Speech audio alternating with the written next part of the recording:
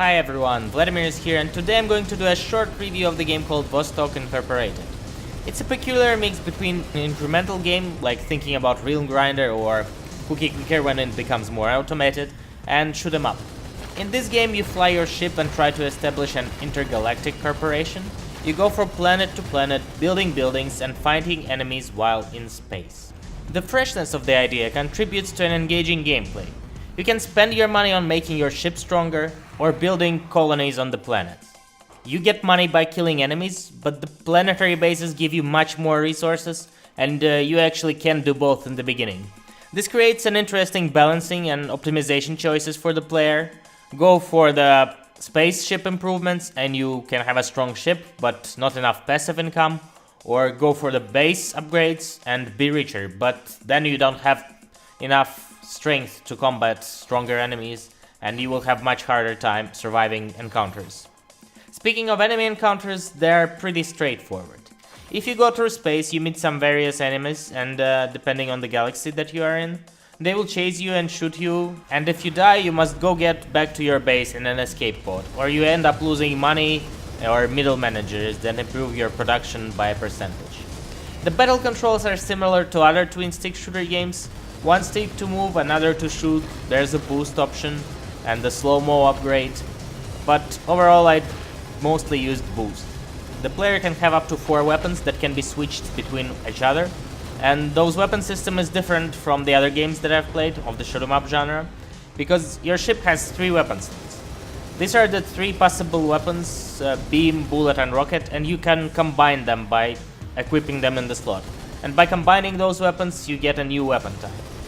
So at the first you have only 1 slot unlocked, and this is a machine gun, then you get rockets, and then you get pretty basic rockets. But as you unlock the second slot you can equip the machine gun on the first slot and the rockets on the second slot, and you get very rapid rockets, and so on and so on. So the combinations are pretty interesting.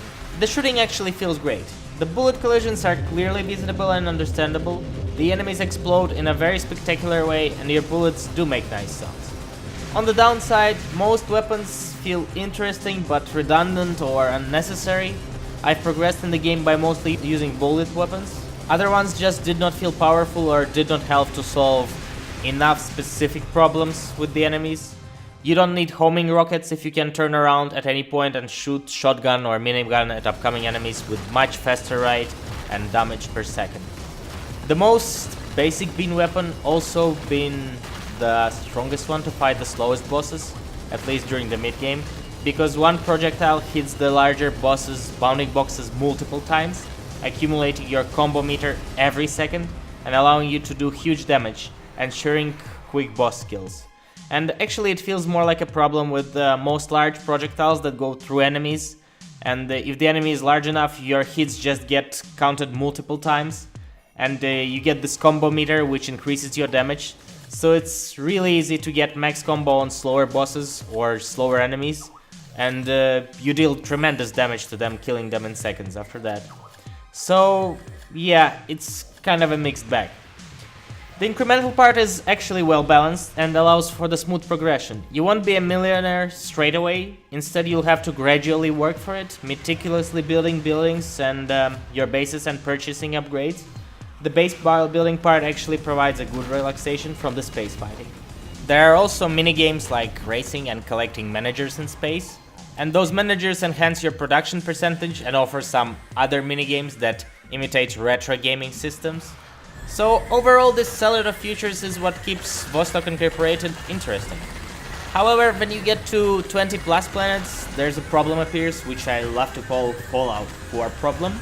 And if you remember Fallout 4, it went the following way. You started with one base, which got unlocked pretty quickly into the game, and then you could go all the bases around the Commonwealth and get more villages under your protection. However, once you got too many of them, it just quickly started becoming a chore, like you had to go from one place to another, save them from attacks, build the buildings, and overall it kept you from progressing. And the similar thing can be observed here, because in the end your planets need to be improved with the buildings that you've recently unlocked or funds that you've recently accumulated. and you have to go through 4 or more systems, visit multiple planets, and it just becomes a chore.